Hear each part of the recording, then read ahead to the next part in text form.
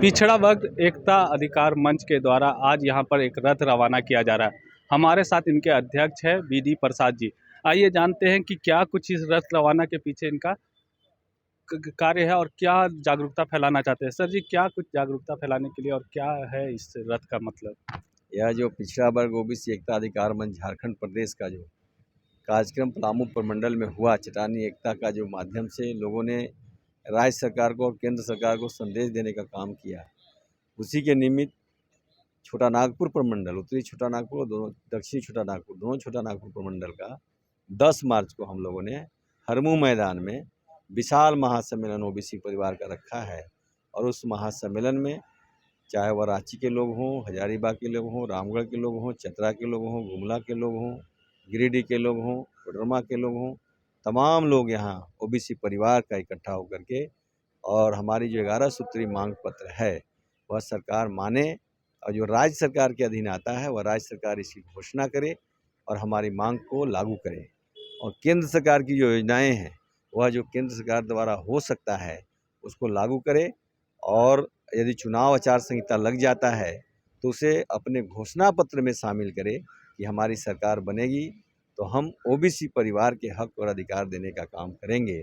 और हमारा जो ओबीसी के जितने भी व्यवसायी बंधु हैं, खास करके वह जो देश की अर्थव्यवस्था की रीढ़ हैं, वो व्यवसायी बंधु के लिए सरकार अलग से 60 वर्ष के बाद जिस अनुपात में उन लोग पेंशन देते हैं उस अनुपात में हम लोग जो जीएसटी के माध्यम से सरकार को देते हैं उस अनुपात में जीएसटी और इनकम टैक्स के अनुपात में राज्य सरकार और केंद्र सरकार हमारा पेंशन की व्यवस्था लागू करे।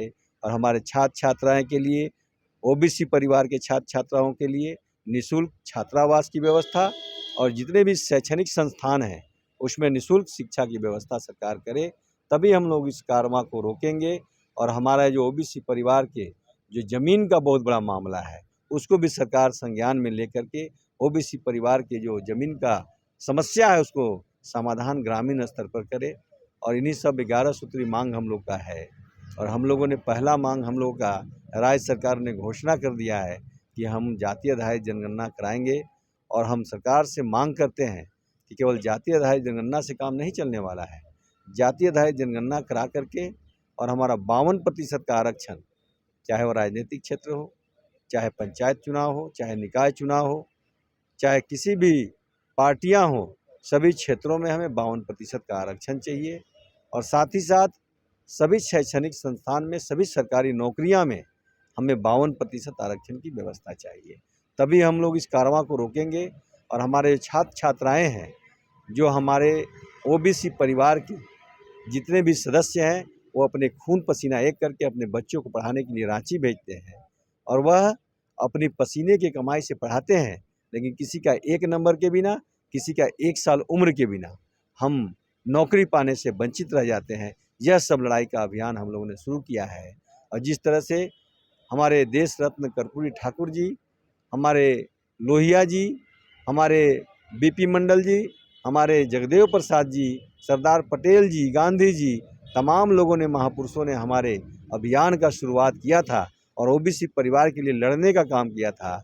उसके लिए हम लोग भी उस लकीर को आगे बढ़ाने का काम करेंगे। और पूरे झारखंड सहित यह कारवां देश की राजधानी दिल्ली तक जाएगा।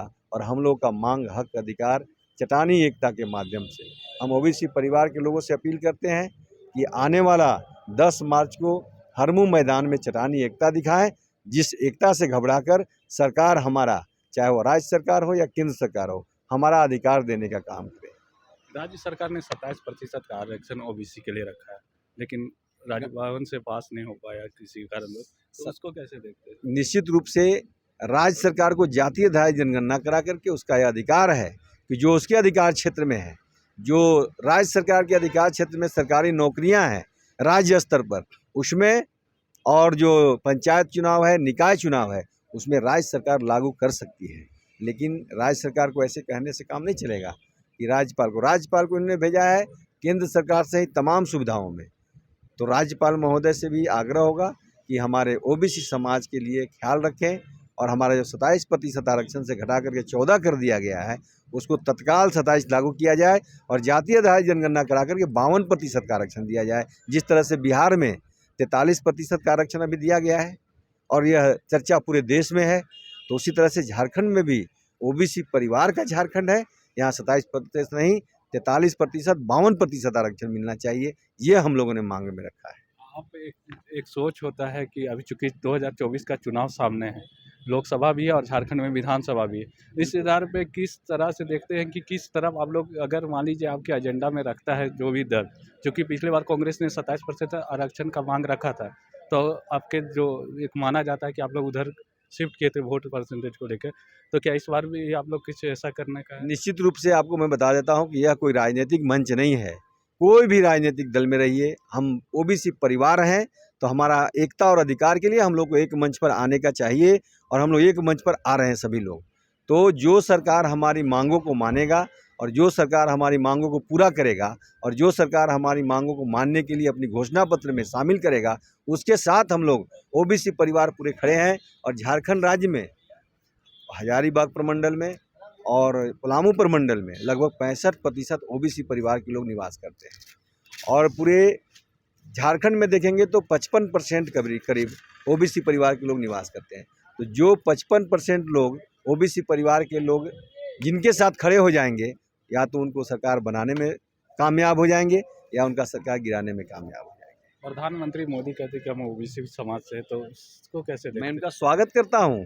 ओबीसी परिवार किसी भी दल में रहें, मैं उनका स्वागत करता हूं, चाहे वो कांग्रेस में हो, चाहे वो बीजेपी में हो, चाहे हमारे प्रधानमंत्री हो, चाहे मुख्यमंत्री हो, कोई भी हो, मैं उनका स्वागत करता हूं। लेकिन जो ओबीसी परिवार के हक और अधिकार की बात करेगा, उसी के साथ इस देश की 65% आबादी ओबीसी के लोग उनके साथ खड़े रहेंगे।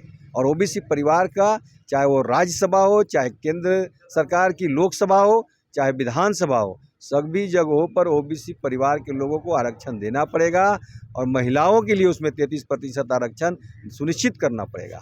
इन सब मांग को लेकर के हम लोगों ने इस आंदोलन को छेड़ा है।